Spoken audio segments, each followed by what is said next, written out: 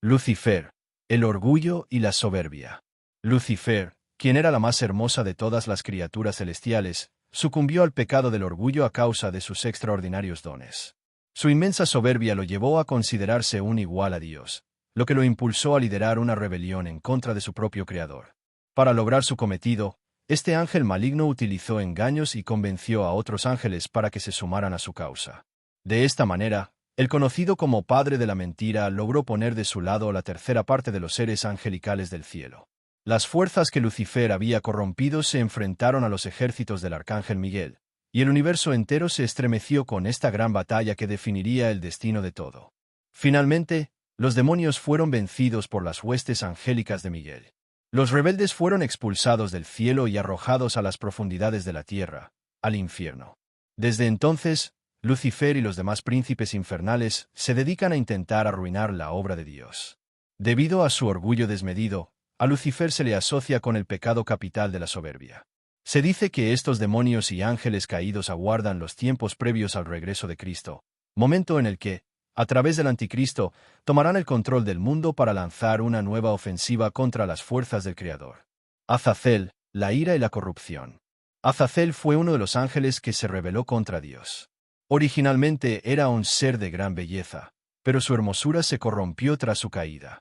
En la tierra, Azazel se unió carnalmente con mujeres mortales, y de estas uniones nacieron los Nefilim. Los descendientes de Azazel esparcieron la corrupción por el mundo, lo que provocó que Dios los exterminara con el diluvio universal. En el infierno, es considerado el rey de los chachmitas, demonios con apariencia de cabra.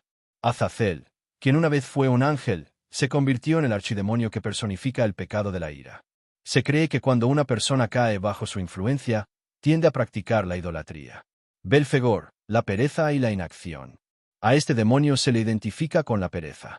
Algunas tradiciones cuentan que Belfegor fue en su momento un poderoso arcángel llamado Bastiel.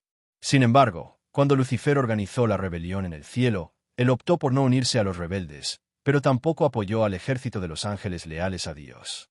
Por esta inacción, fue considerado un desertor y también fue arrojado al infierno.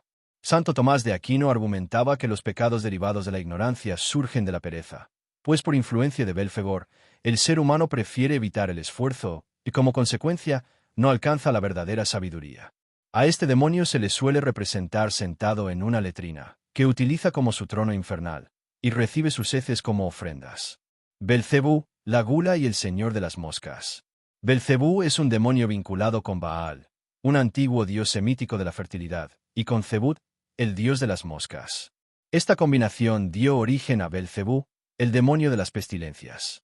Era considerado uno de los demonios más poderosos, superado únicamente por Lucifer. Su apetito insaciable lo convierte en un devorador implacable. Las plagas que desata devastan todo a su paso, motivo por el cual se le asocia con el pecado de la gula.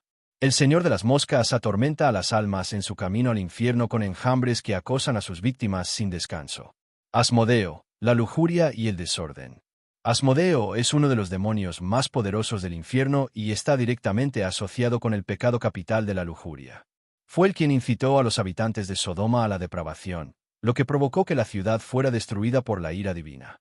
Este demonio también es mencionado en el libro de Tobías, donde ejerce una fuerte influencia sobre Sara, causando la muerte de su esposo en la misma noche de bodas. Sin embargo, con la intervención del arcángel Rafael, Tobías logra expulsar a Asmodeo y devolverlo al infierno. La principal labor de este demonio es utilizar los deseos carnales de los humanos para generar conflictos y desviar de la salvación a quienes caen bajo su dominio. Mammón, la codicia y la avaricia. Mammón era una deidad precristiana que, con el tiempo, fue demonizada al ser asociada con los pecados de la codicia y la avaricia. Se cuenta que tiene la apariencia de un noble en decadencia, de rasgos desagradables, que se aferra constantemente a sus bolsas de dinero. Se dice que en el infierno construyó un inmenso palacio de oro para Satanás. Los incautos, cegados por la codicia, creyeron que habían encontrado el paraíso, cuando en realidad allí solo les esperaba la perdición. Jesús mismo condenó la adoración al dinero, personificada en Mammón, al afirmar que no se puede servir a Dios y a Mammón al mismo tiempo. Quienes son atrapados por la influencia de Mammón viven en una búsqueda incesante de riquezas y bienes materiales, lo que les impide encontrar el camino al paraíso. Leviatán, el monstruo colosal. Tanto en el Antiguo Testamento como en otras tradiciones, se habla de una bestia marina gigantesca llamada Leviatán que habita en las profundidades. Según los textos sagrados de judíos y cristianos, al igual que cualquier otra criatura terrestre, voladora o acuática, el Leviatán fue una creación de Dios. Este ser es descrito en el libro de Job, donde Dios mismo detalla las características del colosal monstruo, similar a un enorme dragón marino. Su sola presencia infunde un pavor inmenso en los hombres.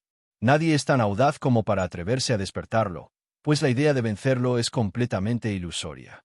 Dios describe al Leviatán como un ser de tamaño descomunal y una fuerza increíble. Cuando se mueve, provoca olas gigantescas.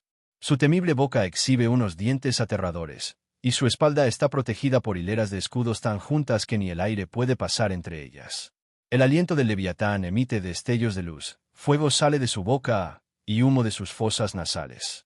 Cuando la bestia se yergue, incluso los más valientes huyen despavoridos, ya que espadas, lanzas y flechas son inútiles contra su piel, y su pecho es tan duro como una roca. No existe nada en la tierra que se compare a su poder. No obstante, incluso una criatura tan formidable debe su existencia a la voluntad de Dios, como todos los seres, depende de la gracia divina para subsistir. Esta bestia inspiró al filósofo inglés Thomas Hobbes para su famosa obra El Leviatán. Hobbes sostenía que el ser humano en su estado natural, sin leyes, tiende a una guerra de todos contra todos.